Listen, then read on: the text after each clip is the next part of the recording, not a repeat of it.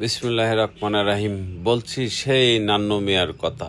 এই চর অঞ্চলে তিনি এই মোষের গাড়ির উপরে তার জীবন জীবিকা চলে।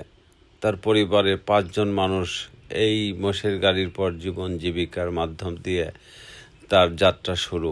ওনার সাথে কথা বলেছি, উনি দীর্ঘ 25 বছর ধরে এই মোষের গাড়ির সাথে যুক্ত। উনি পরার ক্ষেত খামারে কাজ করেন, পরের বাড়ির থেকে ধান, গম বা অনেক চতিলে যেমন সরিষা বা অন্য অন্য ফসল ওনার গাড়িতে করে মানুষের বাড়ি বাড়ি নিয়ে যান। এটার পর তার জীবন জীবিকা চলে। তা আসলে আমরা কৃষককে কত অবহেলা করি। তো অবহেলা না করে তাদের আসুন আমরা পাশে দাঁড়াই, তাদের ভালোবাসি, তাদের শ্রদ্ধা করি। তারা কিন্তু কৃষি যোদ্ধা, তারা অক্লান্ত পরিশ্রমী কিন্তু এই সোনার বাংলাদেশ। আসুন তাদের পাশে দাঁড়াই, তাদের সুপরামর্শ দিই, তাদের ভালোবাসি। তাদের ভালোবাসায় কিন্তু আমাদের এই সোনার বাংলাদেশ।